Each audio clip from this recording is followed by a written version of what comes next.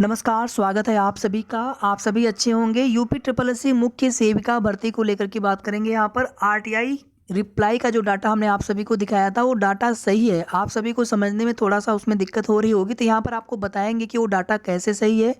Second चीज़ देखिए, हमने उसी दिन आपको तुरंत बता दिया था कि जो भी डाटा है आरटीआई रिप्लाई का, वो डाटा एग्ज़ाम देने वाले अभ्यर्थियों की संख्या नहीं है, फॉर्म भरने वाले अभ्यर्थियों की संख्या का है। तो उससे कोई बहुत मतलब नहीं है, उससे कोई बहुत आइडिया नहीं लग पा रहा है कि हाँ कितने अभ्यर्थी किस कैटेगरी में हैं जिन्होंने एग्ज़ाम दिया है। ओवरऑल अभ्यर्थियों की संख्या हमें आप सभी को पता है 34,995। तभी आपको बताएंगे आगे कि कैसे वो डाटा बिल्कुल सही है, आरटीआई रिप्लाई का जो डाटा है। और सेकंड चीज़ यहाँ पर देखिए, आपका रिजल्ट दिसंबर में ही आने वाला है, बट आप सभी जानते हैं यूपी ट्रिपल एससी आयोग के पास बहुत सारी भर्तियाँ होती हैं। कब किस भर्ती पर काम का होना स्टार्ट हो जाए, कब किस भर्ती को छोड़ दिया जाए थोड़ी देर के लिए, कब किस भर्ती में क्या दिक्कत आ जाए, तो इसलिए हमें आपको निरंतर लगातार कोशिश करना है, प्रयास करते रहना है। और उसी क्रम में कल कुछ अभ्यर्थी आयोग गए हुए भी थे, वहाँ से आश्वासन भी मिला है कि जल्दी ही आपको संशोधित आंसर की देखने को मिल जाएगी। क्योंकि इस समय सबसे ज़्यादा इंतजार आप सभी को अपने रिवाइज्ड आंसर की को लेकर के है। रिवाइज्ड आंसर की आपकी अब तक आ जानी चाहिए थी, लेकिन आप सभी जानते हैं कि कोई भी विवादित क्वेश्चन न रहे, ये पूरी कोशिश है आयोग की तरफ से। अभी आप देखेंगे लेखपाल भर्ती में सुप्रीम कोर्ट से एक फैसला आया है।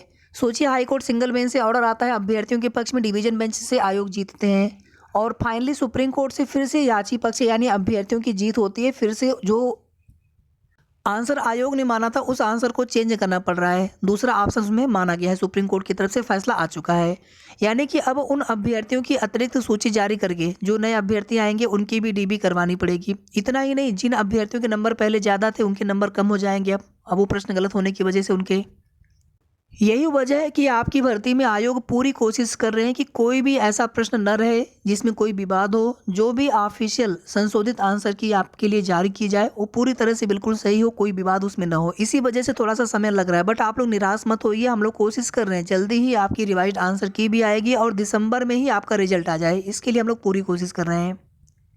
बाकी देखिए, इस महीने कोई भी रिजल्ट आयोग से आने की उम्मीद नहीं है, कई भर्तियां हैं आपकी भर्ती के अलावा, लेकिन दिसंबर में 2 से 3 रिजल्ट देखने को 100% मिलेंगे। उसमें एक रिजल्ट आपकी भर्ती का हो, बस हम लोग ये चाहते हैं। आगे बात करेंगे, यहाँ पर देखिए हमने एक टेलीग्राम पर एक ग्रुप बना रखा है, व्हाट्सएप पर भी ग्रुप है, लेकिन आप सभी जानते हैं कि उसमें दिक्कतें आ रही हैं। उसमें आप सभी को क्या प्रॉब्लम फेस करनी पड़ रही है आप सभी लोग जानते हैं। अब हमें बिल्कुल भी ऐसा नहीं लगा था कि इस तरह की चीज़ें भी होंगी। बाकी यहाँ पर देख लीजिएगा आप सभी, यूपी ट्रिपल एससी मुख्य सेविका भर्ती ग्रुप, ये ग्रुप का नाम है मुख्य सेविका भर्ती ग्रुप, और ये जब लिंक आपको शेयर करेंगे तभी आप जुड़ पाएंगे इस ग्रुप से। सेकंड चीज़ देखिए, आप सभी से हमारा एक रिक्वेस्ट है कि आप लोग जब भी ग्रुप में जुड़ें तो प्लीज़ आप सेटिंग में जा करके, प्राइवेसी में जा करके अपने नंबर आप ज़रूर हाइड कर लीजिएगा। और इस ग्रुप में कम से कम, इस ग्रुप में सिर्फ वही लोग जुड़ें जो भर्ती के अभ्यर्थी हैं। इट्स रिक्वेस्ट है, हम्बल रिक्वेस्ट है। अगर आपको कोई भी प्रॉब्लम लगे कैसे नंबर हाइड करते हैं, तो आपको कुछ नहीं करना है, आप सिंपली इस तरह से अपना टेलीग्राम ओपन कर लेंगे और इस पर आप क्लिक कर लेंगे। फिर कुछ इस तरह से इंटरफेस ओपन होकर के आ जाएगा और इसमें आप सेटिंग में चले जाएंगे।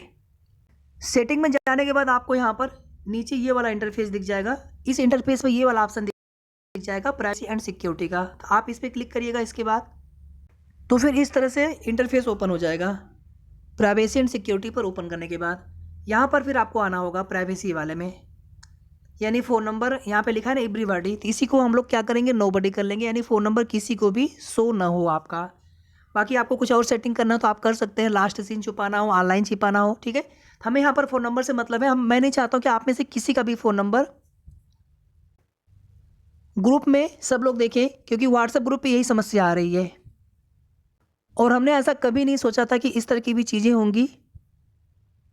फिर जब आप क्लिक कर लेंगे इस ऑप्शन पर, फ़ोन नंबर वाले पर, इस पर क्लिक कर लेंगे आप इसी पर, तो यहाँ पर देखिए पहले से एवरीबॉडी पर हो सकता है क्लिक हो। अगर आपने पहले से नोबडी कर रखा होगा तो कोई दिक्कत नहीं, अगर आपने ना किया हो तो आप नोबडी पर क्लिक कर लीजिएगा। इसमें who can see my phone number, तो नोबडी पे आप क्लिक कर लेंगे और यहाँ पर एक ऐसे सही का निशान आपको दिख जाएगा, ठीक। तो आपको क्या करना है, इसी पर क्लिक कर लेना है, तो फिर वो अप्लाई हो जाएगा, ठीक है।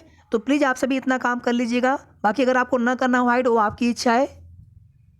ग्रुप का लिंक वीडियो के डिस्क्रिप्शन बॉक्स में भी बिल्कुल ऊपर दे देंगे और कमेंट में भी पिन करके दे देंगे। सिर्फ अभ्यर्थी जुड़ेंगे, बाकी अन्य लोग जुड़ेंगे तो उनको फिर बाद में ब्लॉक करना पड़ेगा। तो हमारा हम्बल रिक्वेस्ट है, विनम्र निवेदन है कि सिर्फ और सिर्फ अभ्यर्थी जुड़े इस ग्रुप में, ताकि अपने भर्ती से संबंधित ही चर्चा इस ग्रुप में हो और भर्ती जल्द पूरी हो। इसके लिए हम सब लोग मिल करके संगठित होकर के प्रयास करेंगे, कोशिश करेंगे और लोकसभा चुनाव से पहले अपनी भर्ती हर हाल में पूरी हो जाए, आपकी ज्वाइनिंग तक की प्रक्रिया कंप्लीट हो जाए। संशोधित आंसर की आपकी अभी भी इसी महीने आने की 100% उम्मीद है और आना चाहिए, तभी आपका जो रिजल्ट है डीबी के लिए वो दिसंबर में देखने को मिलेगा। संशोधित आंसर की में देरी होगी तो ऑटोमेटिकली आप सभी जानते हैं कि फिर डीबी के लिए रिजल्ट आने में भी देरी होगी, तो हम लोग बिल्कुल भी नहीं चाहते हैं कि ऐसा हो। अब यहाँ पर देखिए, आप सभी जानते हैं कि 46,000 समथिंग 100 इतने लोगों ने फॉर्म भरा है, यानी 46,986। ठीक है, थोड़ा सा ये फिगर आप सभी देख लीजिएगा, ये डाटा यही होना चाहिए, 46,986 इतने लोगों ने फॉर्म आवेदन किया है। अब इस डाटा से कोई मतलब नहीं है, ये जो आंकड़ा है, बट यहाँ पर एक देखने के लिए कि जो आरटीआई का रिप्लाई आया हुआ है, इसमें ये रिप्लाई आना चाहिए था या फिर यही आरटीआई लगाना चाहिए था कि कितने लोगों ने किस कैटेगरी में एग्जाम दिया है। अब यहाँ पर देखिए, जो ईडब्ल्यूएस का आरक्षण है, आप सभी जानते हैं कि जो अनरिजर्व की सीट होती है, अनरिजर्व होता है कोटा 50%, इसी में से 10% माइनस हुआ है। तो आप इसको अलग से मत देखिए, हमने उस दिन भी कहा था आप सभी से कि ये डाटा बिल्कुल सही है, जोड़ करके भी हमने आप सभी को दिखाया था, बट कैसे जोड़ा था हमने ये आप सभी को नहीं बताया था, तो उसमें कन्फ्यूजन आप सभी को होने लगा था। अब आप ईडब्ल्यूएस वाला आप ये डाटा छोड़ करके बाकी को आप ऐड करके देख लीजिए, आपको बिल्कुल यही वाला डाटा मिलेगा एग्जैक्टली। ये जो 5,459 इसको आप इसी अनारक्षित में ही ऐड कर देंगे, 11,883 में ही ऐड कर देंगे। अगर आपको याद होगा, इसके पहले वाले वीडियो में हमने आप सभी से बताया था कि सबसे कम अभ्यर्थी, एसटी को छोड़ दें तो जनरल, ओबीसी और एससी में सबसे कम अभ्यर्थी जो आवेदन हुआ है वो जनरल के अभ्यर्थी उसमें है, यानी लगभग 6,500 के आसपास। तभी भी आप सभी को समझ जाना चाहिए, तो वहीं से खैर कोई बात नहीं, वहाँ पे थोड़ा सा बताने में हमसे मिस्टेक हुई है, हमको बिल्कुल क्लियरली बताना चाहिए था कि ये जो फिगर है, ये जो डाटा है ईडब्ल्यूएस वाला, ये इसी में इंक्लूडेड है। ठीक है, तो अब यहाँ पर ये मिला करके देखेंगे तो आपको यही वाला डाटा मिल जाएगा टोटल। तो ये रिप्लाई सही बिल्कुल है, और ये जो आरटीआई रिप्लाई आया था, क्योंकि ये फॉर्म आवेदन यानी उस आरक्षण के हिसाब से नहीं दिया गया है, ये रिप्लाई सीधे सीधे कितनी संख्या है उसी तरह से दे दिया गया था, और अनरिजर्व जो टोटल 50% होता है उस हिसाब से बताया गया था, जबकि इस तरह से होना नहीं चाहिए था। तो उम्मीद करते हैं चीज़ें आपको यहाँ पर समझ में आ गई होंगी, और आप सभी के लिए मैं फिर से रिपीट कर रहा हूँ, मैंने ये चीज़ें बहुत पहले बता दिया था, एग्जाम के कुछ दिन बाद ही बता दिया था, और वही चीज़ें मैंने आप सभी से कहा था कि धीरे धीरे आपको हर जगह से देखने को मिलेगा, हर जगह से जो भी सही जानकारी होती है आपको कहने की आवश्यकता नहीं पड़ेगी, हम सबसे पहले बता देंगे आप सभी को। बाकी फिर वही चीज़ें आपको देर से बेर हर जगह से सुनने देखने को मिलेंगी। अनरिजर्व की कट ऑफ 60 से ऊपर नहीं जाने वाली है, 60 ही आप मान करके चले। अगर कुछ मैंने मान लिया यहाँ पर, या फिर आप सभी मान लें कि अगर मान लीजिए 2-3 फुल मार्क्स मिल जाते हैं, क्योंकि पहले की जो स्थिति थी उस समय के संशोधित आंसर की के हिसाब से थी, बाद में फिर से उसको रिव्यू किया जा रहा है, उसमें कोई भी पुनरीक्षण किया जा रहा है, उसमें कोई भी दिक्कत ना हो, आपके संशोधित आंसर की में कोई भी विवादित या ऑब्जेक्शन वाले प्रश्न है आगे उसमें विवाद की स्थिति उत्पन्न ना हो। तो अगर कुछ फुल मार्क्स और बढ़ जाते हैं तो बहुत होगा, इसमें प्लस माइनस 1 या 2 नंबर का फ़र्क पड़ेगा, बट 60 से ऊपर नहीं जाना चाहिए जनरल की कट ऑफ। 60 से नीचे जितना भी रह जाए, ठीक है, 60 से नीचे 55 से ऊपर ही रहने की उम्मीद है, 55 से तो नीचे आएगा नहीं, तो 57-58 जितना भी रह जाए जनरल की कट ऑफ, और बाकी कैटेगरी की कट ऑफ उसी से आप थोड़ा सा कम करके आप मान करके चलेंगे। डिफरेंस थोड़ा सा देखने को मिलना चाहिए, क्योंकि सभी के सभी अभ्यर्थी फीमेल कैंडिडेट्स हैं इस भर्ती में।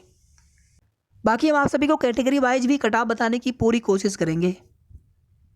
वीडियो को आप सभी प्लीज़ लाइक कर दिया करें, शेयर भी आप सभी ज़रूर कर दिया करें, और अगर आपने अभी तक चैनल को सब्सक्राइब ना किया हो तो सब्सक्राइब भी कर लीजिएगा। धन्यवाद।